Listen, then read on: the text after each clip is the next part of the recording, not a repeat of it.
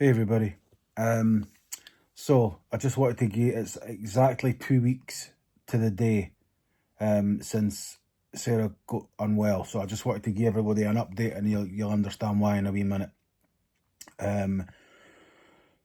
So first off, I want to start by saying a huge thank you to everybody who's messaged. I mean, it's been unbelievable the amount of messages that I've had and that Sarah's had.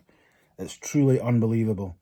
I will, and I promise I will, once everything's much better, I will go through every single comment and every single individual message and reply to every single individual person. But for now, a huge thank you. Thank you so much.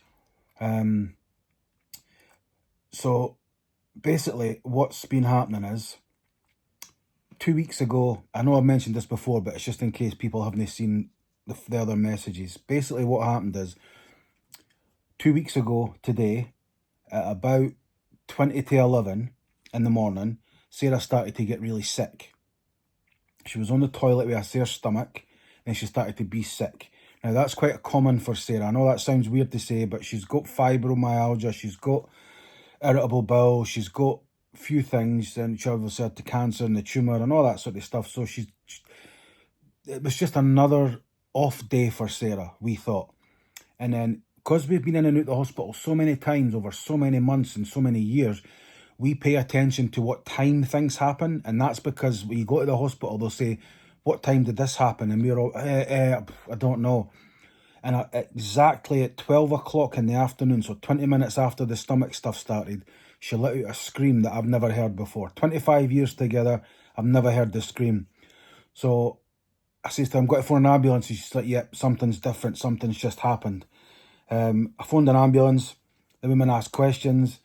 Is she conscious? And I held the phone up and just let her hear Sarah screaming. She says, what's that? I said, that's my wife screaming. She's in absolute agony, blah, blah, tell her everything. And the woman said that, in her opinion, she's assessed her and she's not quite sick enough for an ambulance yet. Hold fire for an hour or so and somebody will call you back. I told her I wasn't happy with that, and she's like, there's nothing else I can do. And I'm like, okay. Hung up the phone, got the car keys, and we just jumped in the car. Slowly, Sarah was doubled over. Like, if that's she standing upright, she was doubled over. And I mean doubled over. Got in the car, got to the hospital within 15 minutes. Luckily, we didn't stay too far away. And anyway, turns out that she had a perforated bowel. And at exactly 12 o'clock when she screamed, and we've had this clarified, that was the bowel perforating.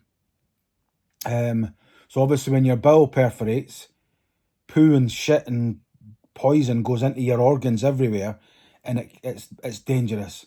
So they took her for an operation.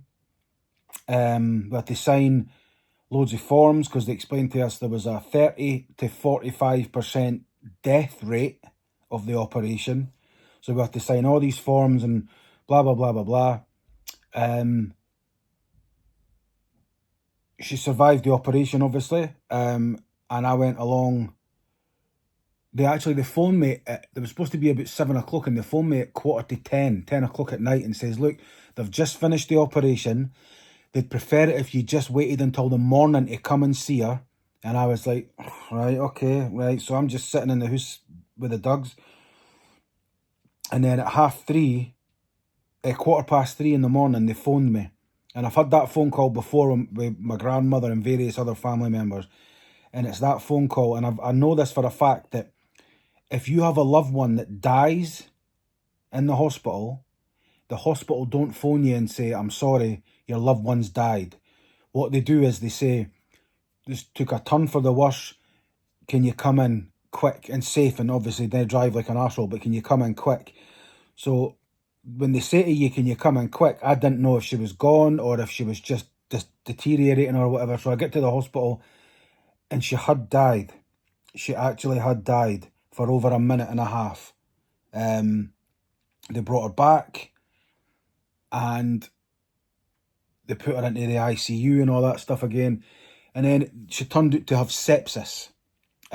Perforated bowel was fixed, but she had sepsis, blood pressure, and it was just a shit show. Now, if you don't know what sepsis is, just Google it. I said this in the other video. Google it. Sepsis is really fucking bad, and it's really fucking dangerous. So, and this was all still within the same 24-hour period, because she went in at 12 and this was still like 4 o'clock the next morning. So it hadn't even been 24 hours yet since the ambulance didn't come and since it perforated. And over the last sort of 10 days, 12 days, sorry, she's been really bad. She's on dialysis. She was in a coma. She's in a coma, dialysis, kidneys aren't working, hence the dialysis, blood pressure, tube down the throat, all that. I won't put any photos up. Sarah asked me before the operation, before they gave her sedatives, to take photos so she could see what she looked like when she was sleeping. Obviously, she didn't know she was going to be in a coma and die and everything, so yeah, dialysis, coma, all the tubes, all the stuff, everything, all the really, really bad shit. She was really, the surgeon had to explain to me, the specialists and that, they had to explain to me that she could die, and they could not bring her back again. Basically it was the worst of the worst. So me and my mum and my dad have been going up. We've been going up twice a day, every day. My dad's been coming up in the morning with my mum and I, and then my mum and I have been coming up at night, every night, sometimes 3 times. But today, there's a lot of other medications that she's now not on. She is improving.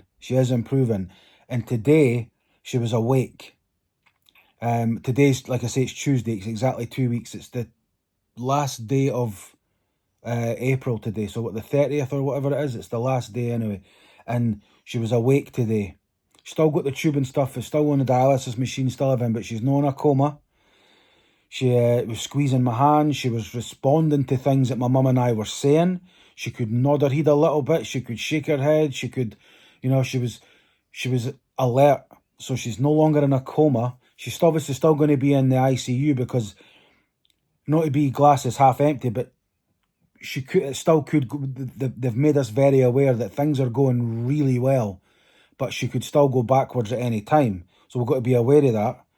But I can't help it. I've already let myself get excited. So, if something happened, I'll just need to deal with that when it comes. But I've let myself get positive and excited, because she was really, she can't speak, but she asked me to come closer, and she was rubbing my face, and I told her I loved her again, and she blinked and her mouth moved to say that she loved, and she was asking my mum sort of thing, how, pointing at mum a wee bit, asking how much, and it's really, it's unbelievable. You might be thinking to yourself, that's really lovely, Stuart.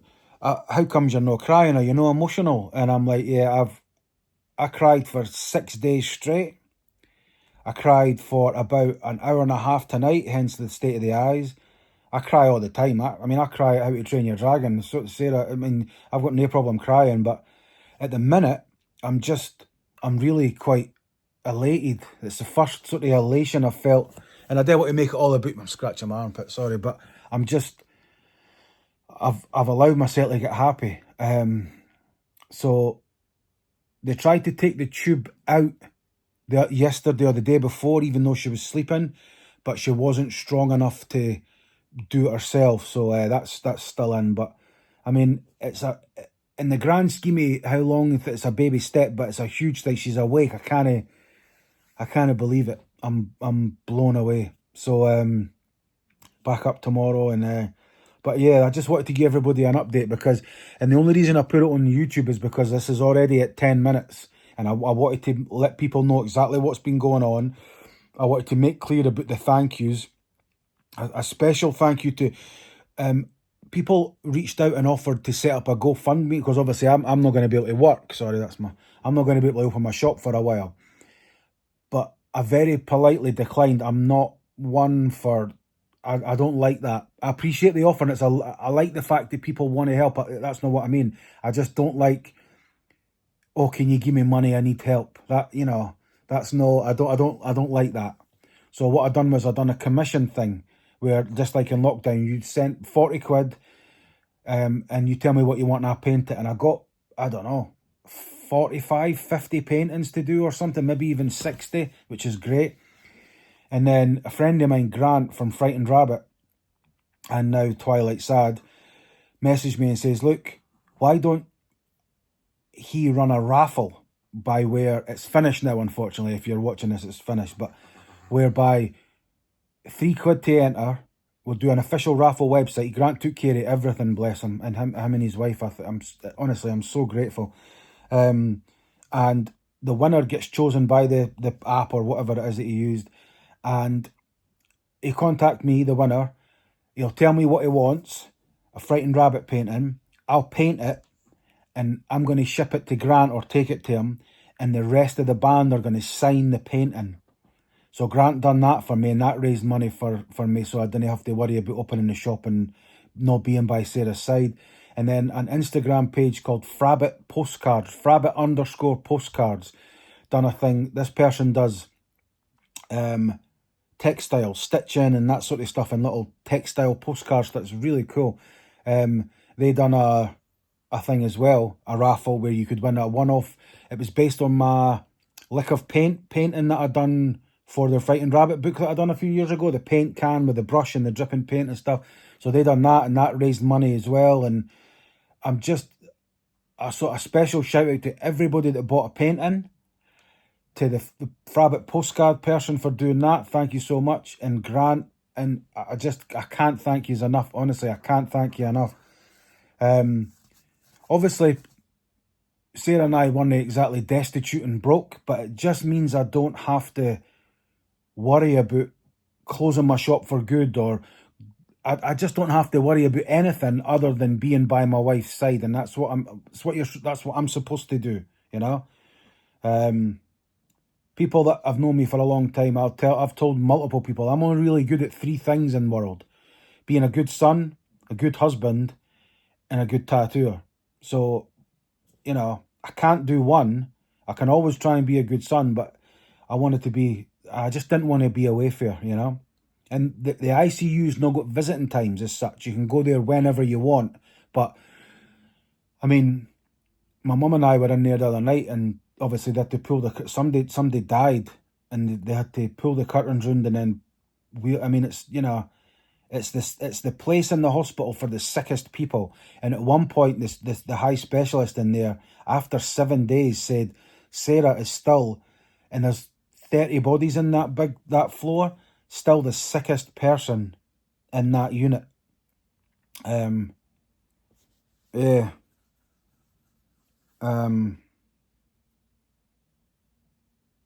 Yeah. I've seen this to my mum in a way. I can't believe my wife died. It's such a fucking horrible sentence. And I know she's back to life, and, you know, that's amazing, but it's just, you know, I don't care for a lot of people. I don't care for many people. I'm just not a people person, you know that, because of my autism and stuff. But I think that's a sentence that nobody, man or woman or anybody in between, should ever say. My wife died. Even if the bit at the end of it is, but they brought her back to life. Physically saying the words, my wife died, it's just it's awful. It's awful. So, yeah, I digress. We can go there at any time, but like, there's a lot of really, excuse me, sick people. It's the sickest, you know, there's no a place to go in the hospital more if you're sick. So my mum and I will stay there for a couple of hours, and you know, night time we stay a bit, but I don't know. For the last 12, 13 days, Sarah's been sleeping. Or not been sleeping, she's been in a coma. Is that sleep? I don't know. That's a stupid question, I don't know. But anyway, so we've been there for a while, just rubbing her hand and kissing her and telling her. And, you know, some people can't talk to people in a coma, and that's fine, but I've got no problem with that, because it's still my wife. So we were chatting away and telling her stuff, and just, because I don't know what she can hear. Maybe when the tube comes out in a few days or in a couple of weeks, or she might be able to tell me I remember, or I don't know, but I've no problem with that. But I just, yeah, we go up there, then we come back anyway. I'm off on a tangent now. I think I've buckled my own cell with that statement there, but never mind, it's fine. So anyway, that's a 15-minute ramble. So I just wanted to let people know what's been happening, okay? So thank you to everybody. And I'll maybe put a post up in a week or two again and let everybody know how she's doing then. And then maybe, hopefully soon, I can get Sarah in a video to thank you all herself. Yeah. So, yeah. This is sort of, I think, the first time I've smiled in 14 days. I just feel really positive. You know, I'm not a doom and gloom person, but it's been hard to, you know what? That doesn't matter. But I'm feeling positive. I'm feeling good about what's happening now. So anyway, thank you very much. And like I say, I will reply to every single and it won't be a copy and paste. It will be an individual type message to everybody. So thank you very, very much, okay? I really do. For somebody who doesn't really like people and doesn't think he's got many friends, it turns out that maybe that's not strictly true, you know? So thank you very much. We really do appreciate it. I really do. Thank you. All right? Take it easy. Bye.